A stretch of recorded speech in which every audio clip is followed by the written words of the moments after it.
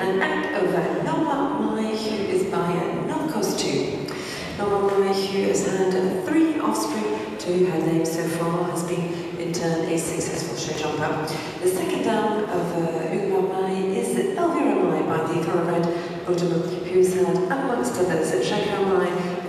the approved stallion, who has competed at CSIO level with, amongst others, Peter Eriksson of Sweden, and also, let's not forget, Kachina Mai, successful show jumper and vice world champion last year at the World Equestrian Games in Kentucky with Francis Patrice Delavo.